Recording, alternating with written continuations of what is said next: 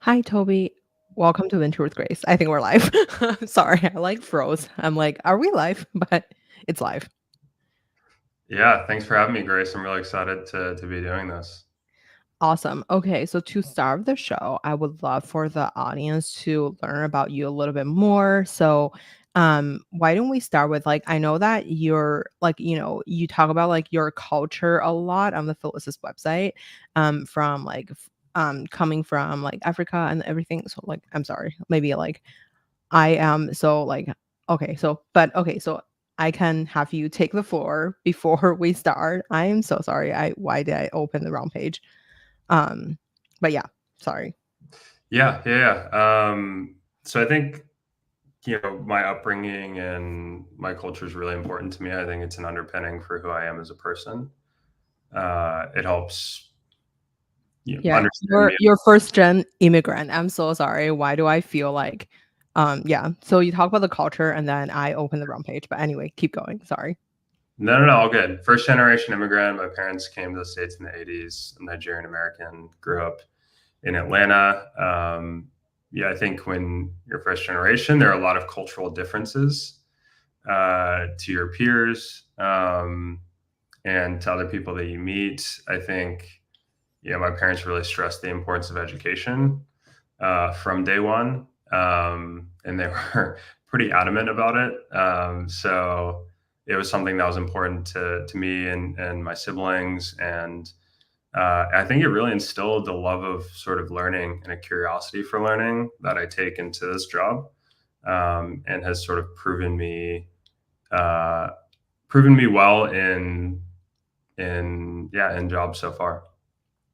I wanted to learn more about like since like you were originally doing a lot of like biotech related things and then now you're pivot onto like I feel like based off your portfolio there's a lot of like dev tools investing.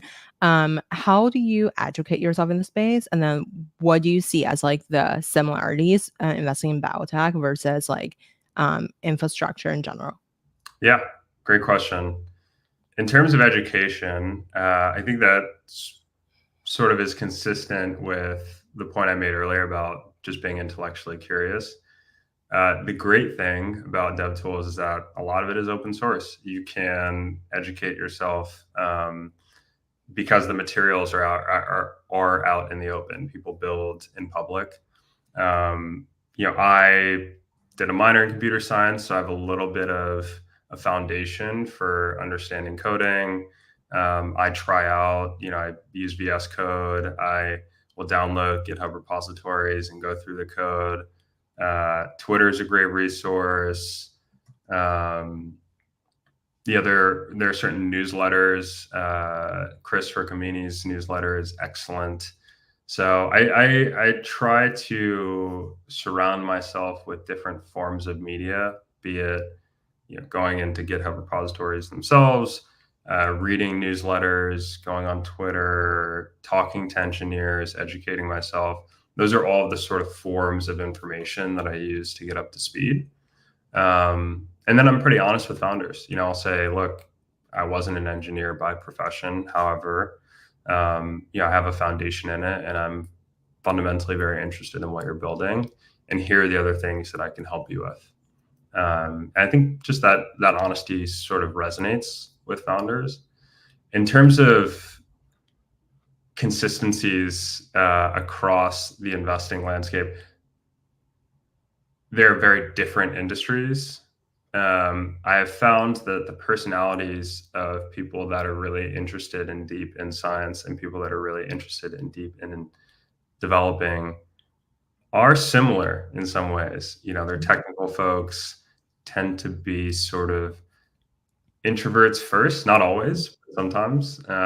Something that I would consider myself to be, actually. Um, Both types of folks really are truth seeking. So, scientists have hypotheses and they test their hypothesis. I think developers have ideas and they code and test against those ideas. They tend to be creative, in certain ways. And they also tend to sort of be no BS. And then I think they can sort of sniff that out really, really well. So that goes back to my point about honesty. Like, I think they're too intelligent to pull the wool over your eyes for a lot of people that are building the space. And so, yeah, I just try to be intellectually honest and be myself with both types of founders, and hopefully it resonates. I wonder, so like since I feel like a lot of companies on your track record are like in different stages, so called like seed A and B. Mhm. I wonder, or like even like for Runway, you guys are you guys the Series C. So I wonder, like, how do you quickly filter out? Like, I guess like what does your day to day look like to source deals from like different stages, and like what's the thought process behind like if you should put money into different stages when it comes to like portfolio construction, and generally like how do you kind of like spend your time with all these different stages of companies? Yeah, yeah, great question. And a lot to unpack there, so I'll try my best.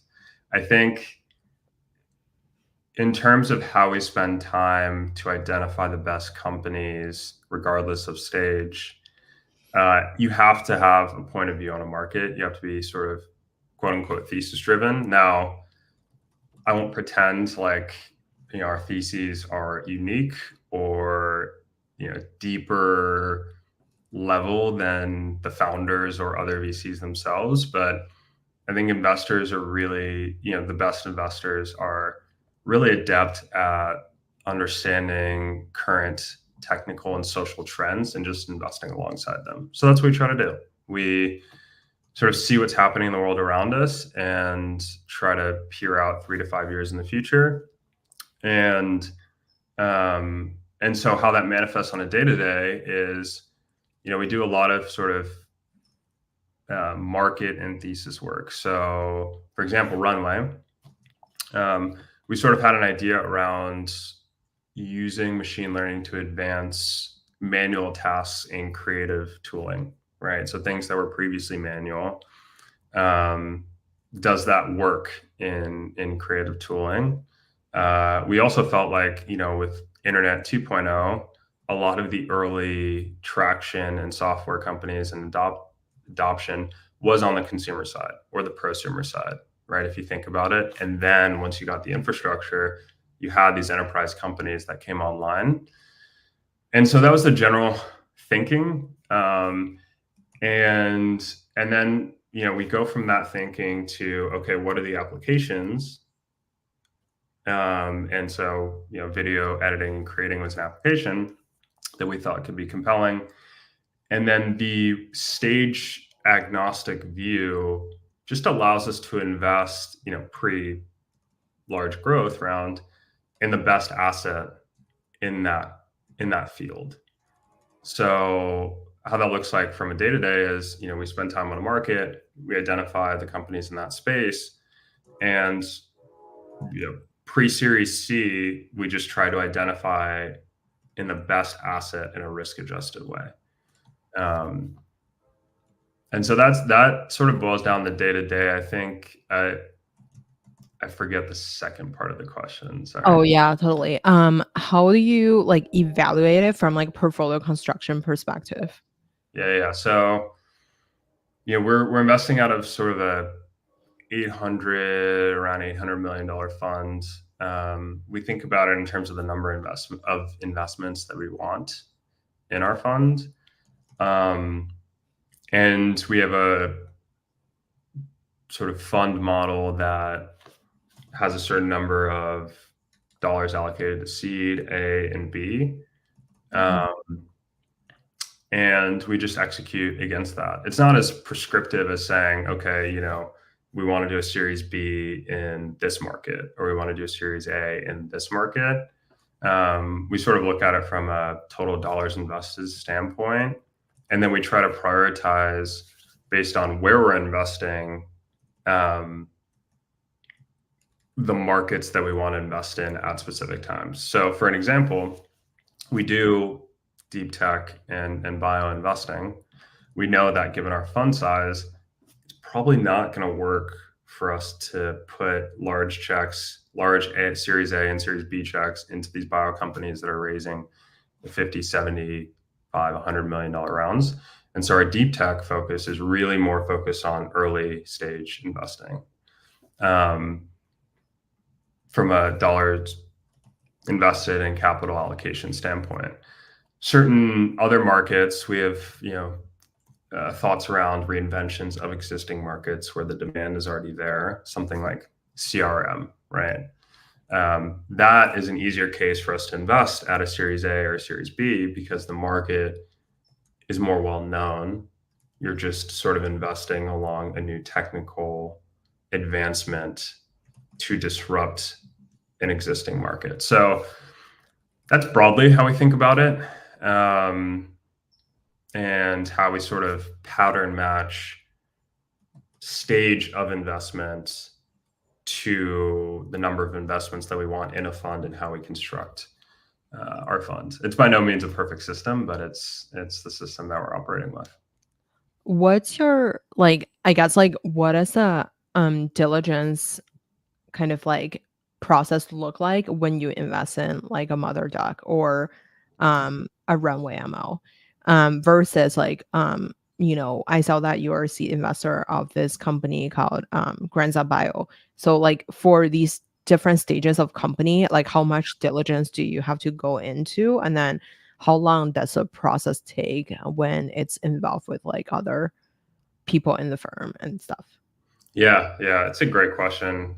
I'm going to give a sort of unsatisfying answer to start and just say that it depends. It depends on a lot of things. It depends on when we met the company. It depends on how fast the round is moving. Candidly, for Runway, the round was coming together somewhat quickly. And if it's a competitive round, you sort of have to move and catalyze quickly. But to give an example, right? So for something like Granza, given the technicality of what they're doing, which is, they're building a shell for a shell sort of platform for T cells. So it's using your immune system to fight cancer. We had a strong thesis around immuno-oncology as a space. Mm-hmm. When you come in with a prepared mind, like others have said, it allows you to move a little bit more quickly at the seed. So for that, we sort of knew these are the set of advancements that are happening in this space. This is what we would broadly be interested in. We met the Ashwins. Their IP coming out of Oxford was technically very sound. So from start to finish, it was maybe 3 or 4 week process where I meet the company. I have a strong thesis on what they're doing.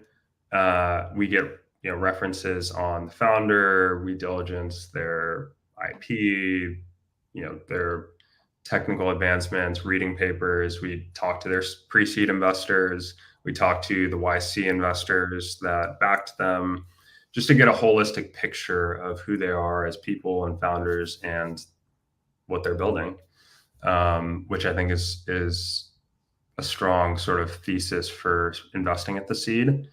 And then, I talk to the team, sort of get people excited, get people on board. And fortunately, we have members, particularly my partner, Sandeep, who have invested in bio in the past. So they sort of understand the space. They understand how to invest alongside it. And for an investment of that size, it doesn't require the full partnership. So you get sort of a set of partners on board, and then you're sort of greenlit. For something like a mother duck, we chased that deal for 18 months. I met Jordan late in his seed round.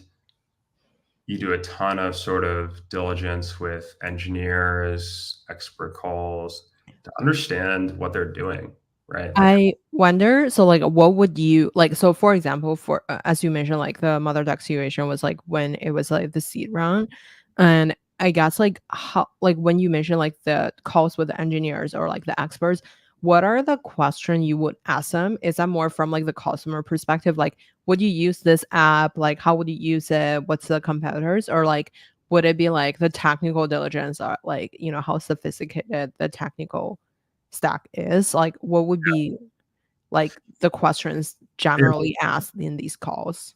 Yeah. So our thesis there was sort of the decoupling of storage and compute and the dissatisfaction of customers with the cost and usability of Snowflake.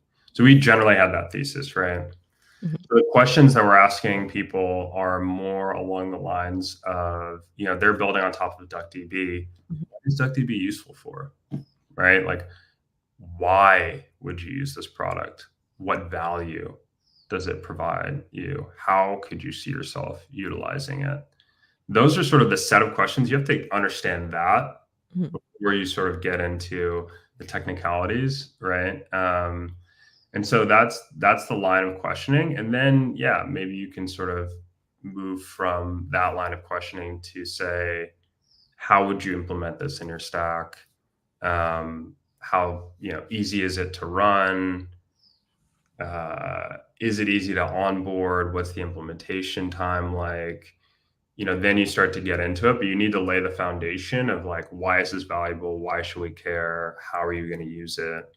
So you can build a case around the value that it would provide the end user, and then you start to get into the technicalities. But I think for us, it's large market.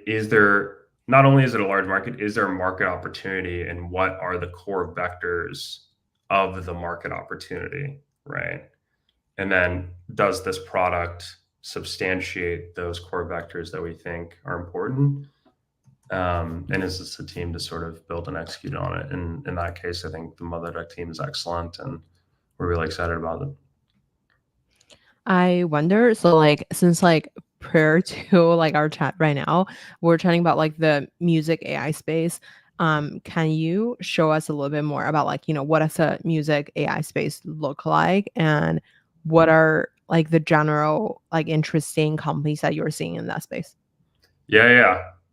Great question, and consistent with sort of the ML for creative tooling thesis that we have. But I think the music AI space is fascinating.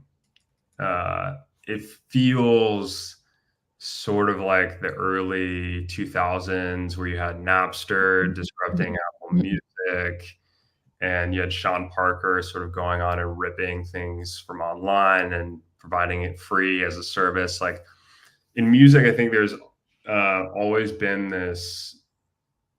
Um, they almost front run some of the innovations in other industries because of the legislation and the technicalities around royalties and rights and all of that stuff. Um, and I think music AI is no different.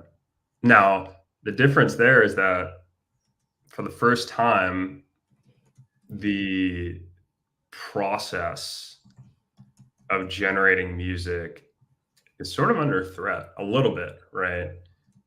Like if you can type in text and it'll auto generate 30 variations of music, um, it could be viewed as a threat. It could also be viewed as a tool to enhance the music production process, similar to how Runway's a tool to enhance the video production process. They're not trying to replace directors. They're trying to make it easier for your everyday person to produce videos. And I think it's similar about the music space. What gets me excited is that I love music. I don't have a musical bone in my body. like, used to be in school band, but like I can't play any instruments. And so the exciting part is to be able to sort of enhance my production process with these tools. You're seeing it with Suno and UDO and Refusion and some of these other tools. I think those are first movers. And not only are you seeing it for specific use cases, you're seeing it, I think people are using it in classrooms and individuals that are paralyzed or paraplegic are using it to like actually make music and listen to music. So it's the use case there. These products are getting pulled in different areas. I do think the educational one is quite powerful, and it's an area that we're really excited about, and one that I think you'll see in the coming weeks and months we've invested alongside. Um, but yeah, I think it's sort of a next iteration, even with audio 11 labs, voice. It's the next iteration in ML tooling for creatives. I wonder, so I really want to learn more about like, so what's the difference between like the last generation of like AI related things versus like this generation of like ML for creative tooling? And then, so in this space, I can also think of like Pika Labs or like Runway ML, those kind of like video or like multimedia related companies. And I wonder, like, can you share with us about like the ML for creative tooling? What is it like involved within this entire ecosystem, and then what's a major difference between like the current innovation versus like the last generation of like applying AI into different things? Yeah. It's a great question. I think to answer it, ML's been around for some time.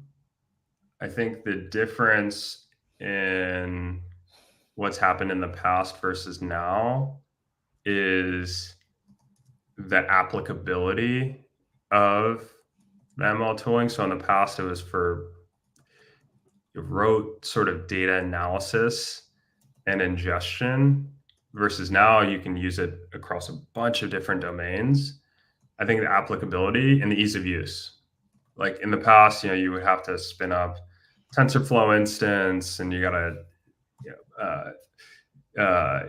connect a bunch of different tooling to even make it work. And now I think similar to software, you have abstractions on top of technical products that enable the end user to just use these products seamlessly.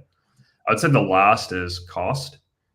It's really expensive still to build and train these models, but in the past, I think it was almost prohibitively expensive for your average company to have any sort of machine learning infrastructure. And so the wide applicability of the infrastructure has made it easier for companies to utilize this stuff. And so that's what I think has changed. I think how that manifests with creative tooling is, I think in the past, there was sort of a disconnect between the two types of people, right? You had your machine learning practitioners, and it was all very academic. And then you had your creatives, and there was no overlap. Like, I think creatives probably thought and construed that people working on machine learning were geeks, right? Like they're nerds. There's no use for it in our field, and vice versa. I think practitioners probably thought, okay, they're artists. They won't understand how to use our tooling. And I think what you're saying with Runway and Pika and 11 Labs and Suno and Fusion and some of these other tools is that they're starting to come closer together. And most importantly, the companies that are at the forefront of that, like Chris at Runway was a multimedia student at NYU, right? Like he is an artist. People building Air Fusion, they're in a band. Like it's ML first companies, but that are being built by people with creative backgrounds. And I think that gets over the lack of trust or distrust element from people in implementing these tools if you have someone who's of your ilk building these companies. And so, yeah, I think, people are meeting more in the middle. More importantly, the people that are building these companies are creatives themselves. It's easier for these companies to implement these tools. And I think it's sort of just the beginning. You're seeing with character.ai that even consumer use cases, like new modalities of interacting on the internet are starting to emerge. I think we'll see AI friends, AI avatars, social networks that have AI agents on them. Like, this is sort of just the beginning of sort of a groundswell of AI being and agents being an inherent part of our lives going forward. I wonder, so, like, since there's a lot of players in the space, we could use, like, like, again, like, I don't want to, like, mention about, like, the runway and, like, Fika Lab, like, so many times, but I feel like they're, like, what people have seen, like, have, gotten big tractions, but will you still bet on, like, the foundational model, or, like, would you bet on, like, the application side of things at this point? And if a company coming into the space, like, let's say they want to challenge, like, a Sora or something, like, what would be the playbook for them in terms of go to market and, like, you know, what kind of product should they be launching to compete with the incumbent? The Yeah. new incumbent, I don't think they're incumbent yet, but, like Yeah. I mean, there's still companies being funded in the video generation space every day. I saw one this morning, um, which is kind of it's still happening. I just think the size of the prize is too attractive, not for someone to take a bet on a specific team. Um, and you never know. I think the popular example is that before Google came along, there were Bing and Ask Jeeves and a bunch of different search engines, and Google found a technical advantage in a page rank infrastructure that allowed them to be 0.01 second faster than that, and that's like mattered, right? So I would say for a company entering a space that has a lot of well-funded venture-backed companies like Runway and Pika in the video editing and generation space, you need to have some more sort of like enduring inherent advantage, whether that's done through technical architecture or user experience or specific use case. You need to have an edge, one that can ultimately stay your edge, regardless of what the others do, because it is fiercely competitive. And so, what I would advise a company going into the video generation space to do would be to think really deeply around what are areas that you can go to market that others in the space are not. Can you find a wedge in, I don't know, like B2B education or something that one way is getting pulled into, but is not focusing on from a go to market perspective? Or in your technical infrastructure, can you find a 10x cost advantage to video generation that allows you to scale faster than a Runway or a Sora or a Pika, for example? Does that exist? I have no idea. But that's what I would advise. I sort of answered the second part of your question, but I forget the first part. I would say, like, yeah, like, what foundational model versus, like, application? Right. Oh, I felt that question. We like go back and forth on that question every day, if I'm being totally honest. I think it's difficult to be absolute about one or dogmatic about investing in one versus the other. I think the general consensus, and we're not unique in having this opinion, is that foundation models are expensive. There's a lot of them that have been built. When I say a lot, I mean, you're starting to get the 4 to 5 companies that are really, really scaling: OpenAI, Anthropic, Cohere, Mistral, Llama.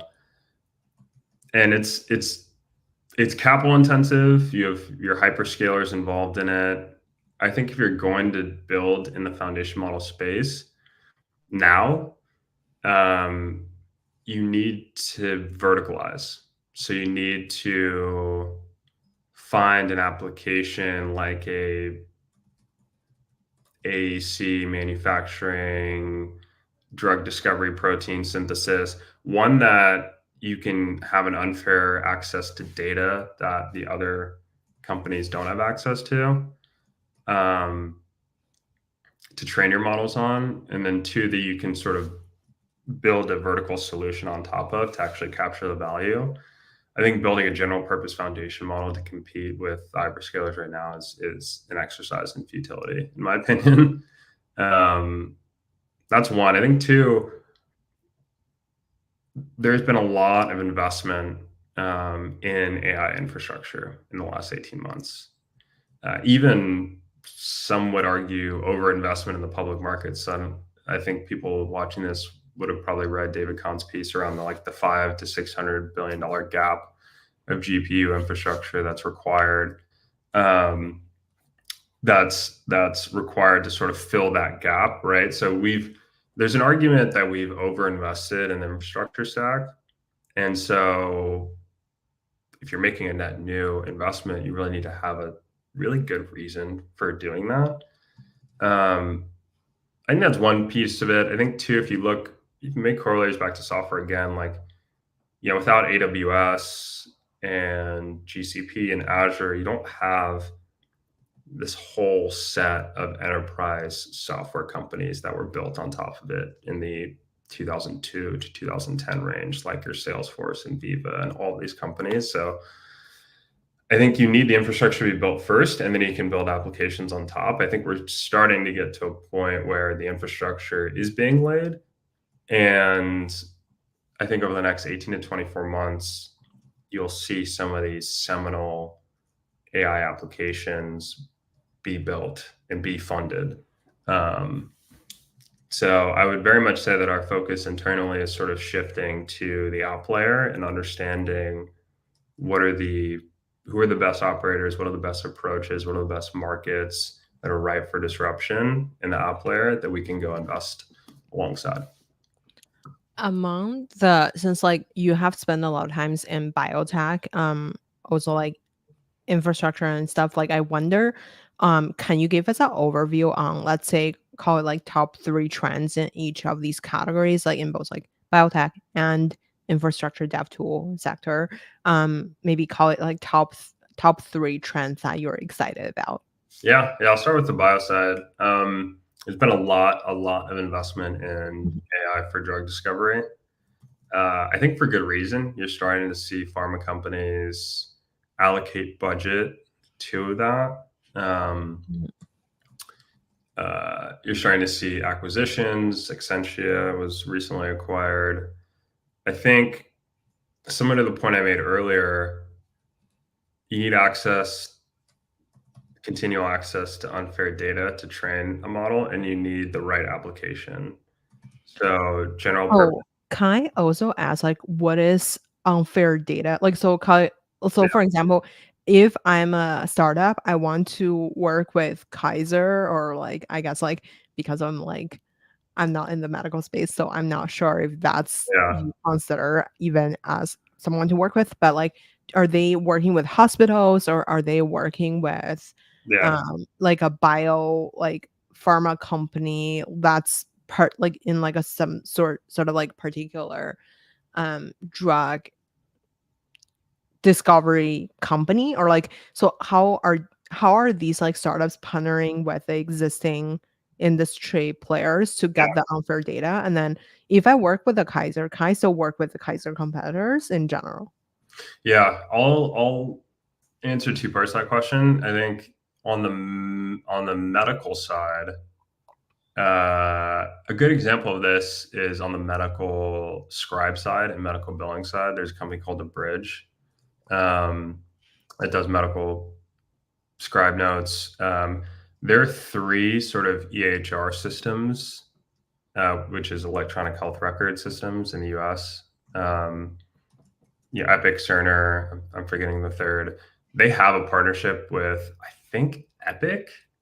And they're the only company in the space to have a partnership with Epic. That, on the medical side, is a very good example of an unfair data advantage. No one else is going to get access to that data. And that's a very powerful advantage that they have. On Um, sorry. Like I wanted to learn more about like what are they training off? So for example, using the example of like the like Bridge Medical subscribe, like scribe notes. So basically assuming that is like the phone that the doctor were using in like a doctor visit and then be like, hey, can we record this thing? Is that thing? yeah, Or I mean it's health records. So okay. they're I don't know the nature of their agreement, but ostensibly they're retraining on large corpuses of existing health record data, which would help improve the accuracy of their models for net new Mm. health records inscribing. So for me saying I have a pain in my back, the fact that they have trained their model on thousands of examples of patients saying I have a pain in my back, they will more accurately detect and scribe that down. Okay. So, I mean, I thought ChatGPT can already do it, like, just, like, using the voice data, and but, like, why do we need even more data in that specific category? Yeah. Well, ChatGPT can be trained on publicly available data, so like WebMD and things like that. I think your edge cases where, yeah, I've been watching. I wanted to be a doctor growing up, so I've been watching a lot of House. Now that it's on Peacock, and the edge cases around rare infectious diseases or detecting scoliosis, stuff that isn't widely available on the internet that ChatGPT can't just go and scrape, that is valuable. And that I think is honestly the value that you would get out of using a bridge versus just a ChatGPT. And that data is available in the large corpuses of data that Epic and Cerner have that ChatGPT just doesn't have access to. If you have, like, a more domain-centric data set, like, how will it, like, help? So, I guess, like, are they gonna just improve the accuracy of the diagnosis, or, like, how does it, like, actually work?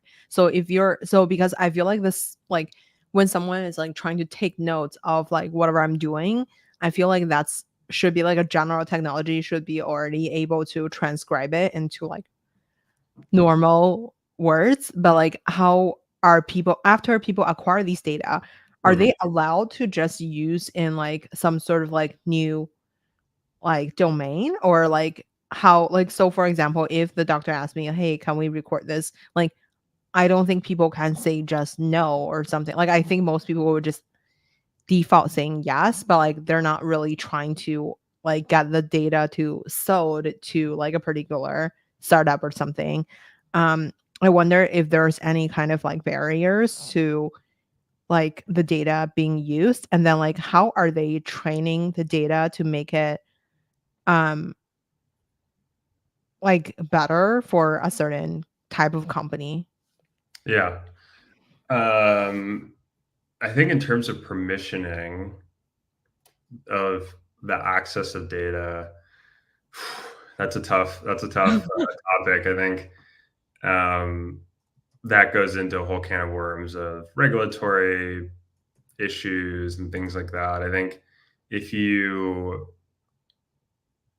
and this is a topic that's going on right now, like how much like should these foundation models have access to widely available data on the internet is a big question. I think the question that's going to start to come up is for vertical specific foundation models like medical billing, medical scribing, like should they have access to my data as an individual? Mhm. um, I can't speak intelligently to that. I would imagine that that's going to be a big issue in the coming years. In terms of how vertical applications of data um, improve sort of the performance of a model. The way I think about it, I mean, it's data in like result out, right? Mhm. So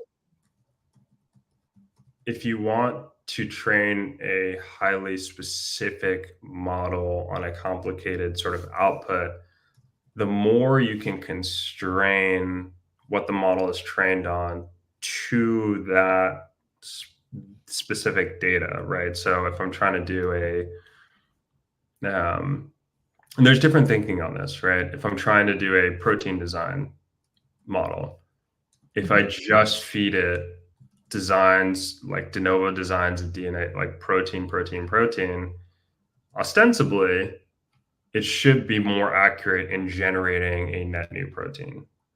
There's some schools of thought that say, actually, and this is like consistent with ChatGPT and Anthropic, like actually just the more data that you feed it, regardless of how domain specific it is, the model should be able to infer that because more data equals better. It depends on who you ask. I think for more complicated tasks like a design, protein design, or even architecture design and things like that, we don't believe that general purpose modeling like is going to be specific enough to win out in those markets, just because there's high levels of accuracy that are required for what you're designing to be viable.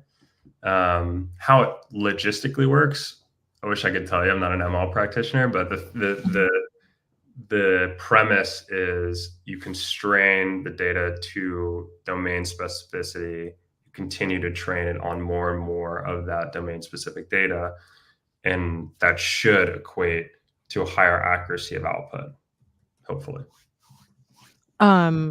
I wonder, so for when you mentioned about like the unfair like data set or like how like so if I'm a startup, I would probably try to work with like all these bigger hospitals, or like I would try to work with multiple potential clients or design partners per se. So like how would you feel like if a startup that's like working closely with one potential like clients and versus like, are they allowed to work with like other competitors as well to like shape their model?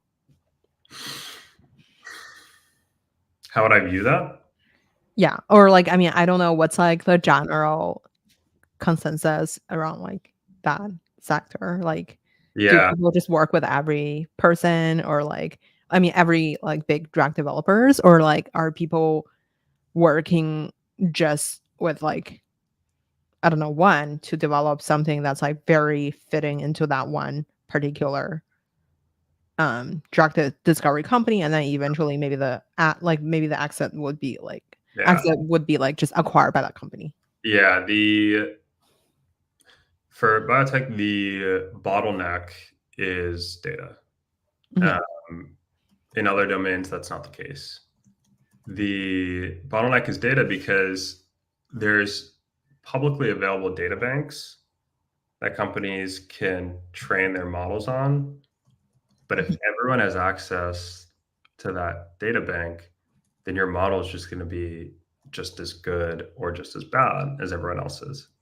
mhm, What you then have to do is say, okay, well, who can I go to that has a large corpus of data that would be unique to me, right? mhm, And that's the hard part. Is it's all about incentives. Like, what incentive does the institution that has the data have for working with said random startup that is not going to help me today? If you can position yourself as, okay, we'll get access to this data today, and then we have an exclusive agreement for us to, you know, feed any leads that we generate from our model to you, institution or pharma company. That's usually how it works. mhm, It's similar to how drug development works, right? You get the drugs to a certain mhm, place, and the pharma companies take a bet on you as a fledgling bio company. And if you hit the milestones, pharma company gets it and acquires you, and you make a lot of money, and everyone's happy. I could see the same thing happening with these foundation models for drug discovery companies. Um, the counterexample is Zyra, right? The like arch billion-dollar venture company that I'm sure has just relationships with everyone because they have enough capital to have relationships with everyone. But it's usually you work with one or two pharma companies or off takers, and they take a bet on you, providing value in the future for the data that they have. I wonder, what does the process look like for a bio startup to trying to sell themselves to a bigger player? How does a like, I guess, like, how does the existing relationship have to play? Like, do they have to all come from maybe one of the founder was like, I don't know, like a VP of something at like a big pharmaceutical company, or like, or does it have to be like maybe just like a few people who are just recently graduated out of school with like a ML degree in like a top school, and then go after that problem? Like, what do you see as like a successful when it comes to like a small startup trying to breaking into these like traditional Yeah. pharmaceutical company? We've seen both flavors. I think the thing with bio is that they're very, I wouldn't say title concerned, but you have to, it's a hard industry to get to know people in. So we've seen examples of people that were VPs at, insert your bio company here, that have found novel IP and scaled the company. We've also had examples of, Chris or Recursion is a great example where, he's finishing his PhD at Stanford and they have this great technology. And then you add sort of the bioluminary or the bio um, veteran people afterwards. But it's usually a combination of novel technology that's spinning out of a institution or university, plus veterans in the biospace that can go and talk to people. And that's usually the recipe for success. So that's what we look for in founding teams. What would you say are like, how would you spend your money and time in this general, like, generative biotech space? And like, what are call it like three things that you would not spend energy on because of you feel like it would require either like tremendous amount of capital or like just like have a harder time to succeed? That's a good question. Um, if I were building the space, I'd probably spend a lot of my time and effort on, uh, first and foremost, getting access to data that is unique to my company. One, two, I think recruiting an exceptional scientific advisory board and founding team, because that is honestly really, sort of difficult to do in the space, and contributes to the value of the product. And I think three, um, I would do those two things. I think what I would avoid doing is uh, build versus buy. So I would use as much off the shelf entry level ML tooling as possible, and then build a proprietary layer on top. I would not try to build everything proprietary in house from scratch. That's a lot of wasted time and money when there are a lot of good tooling that you can use to get up and running. And the differentiation that you'll have is in what you can build on top of it and the data and the team that you build around yourself. Um, let's say like, so basically like, can you elaborate on that? Like, can you give us an example of like, maybe we can hide the names on like, if a company is built on like, if a company is like creating something from the scratch and then versus like what like you mentioned like having proprietary data built on top, like are, for example, are ChatGPT or like any other, like, I guess call it like the foundational Yeah. layer related companies, um like if you are not putting in any proprietary data on top of it, like I would assume it won't work as well as like if you, um I know that like you mentioned about like basically don't recreate the technology itself, but like can you unpack that a little bit on like, how do you kind of like use the data but also not like, um I guess like expose the data to like your Yeah. competitors or something?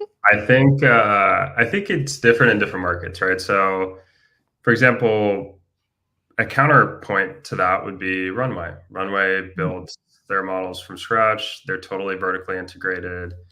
It took a lot of time and it's taken a lot of money and effort, but it's valuable and it's an enduring competitive advantage for them. And they needed to do that for that space.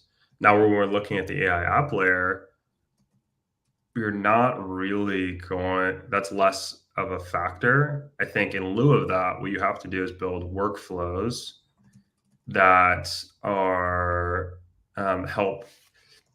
you build workflows and integrations that build sort of a community around your product that make it stickier. So Salesforce is a great example. Like Salesforce said, you know what, everyone just integrate into us and we'll be your sort of nexus. And that was a flywheel that is enduring to this day, right? And so for the app layer, I think what you want to do is you want to build a workflow that's easy and sticky and easy to onboard and people are using. And then you want to build sort of a network around yourselves that makes it easier. And I'm actually starting to see that with the foundation model companies, right? Like ChatGPT is opening its API up to a bunch of integrations. And I think that they're trying to do that, right? Which is cement their position by having more integrations in there and build up their ecosystem. So I think in lieu of having proprietary data, the workflows that you have and the integrations that you're able to build and the ecosystem you're able to build around yourself can also be an enduring competitive advantage. Totally. I want to be mindful of the time. I want to end with like maybe a quick 1 minute fire round for you. Yeah. So what's your favorite book? Favorite book? Oh, good question. The Brothers Karamazov. Yeah, I like the classics. Who would you invite to your dinner party? Who would I invite to my dinner party? Oh, good question. Probably how many people? How many invites do I get? It's your party. As my party? Okay. I'd probably do Obama, Mandela, and thinking like a philosopher, maybe Niche. What would you guys be talking about?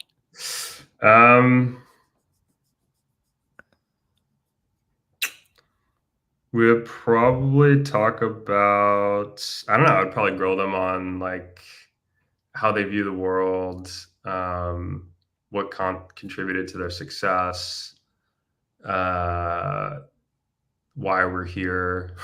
I like deep, dark existential questions. So probably some of that, and then I'll probably ask them for their advice. Who made the biggest impact in your career? Made the biggest impact in my career. I'm not just saying this because I work at Felicis, but the founder and general partner of Felicis, Aiden, has made sort of one of the biggest impacts in my career. He has taken a long-weighted view on me as a person and outside of just a professional, and has really helped me in a bunch of different ways. So I would say him. Where can we find you outside of work? Outside of work, I like to run. I like golfing. I like reading. I like collecting vinyls. I'm really big into music, hence the AI music company. So I would say, yeah, vinyl store, golf course, public library. Since we're talking about music, who is your favorite musician? Oh man, that is very, very, very difficult. I feel like it changes all the time. Right now, I'm going through a big Tom York a la Radiohead phase. I just think he's very talented. So I would say him right now, but if you ask me next week, it might change. Oh man. Well, Tobi, thank you so much for coming on the show today. It was a fun conversation. Thanks for having me, Grace. This was awesome, and hopefully we'll do it again. Amazing. Okay, let me just quickly end stream.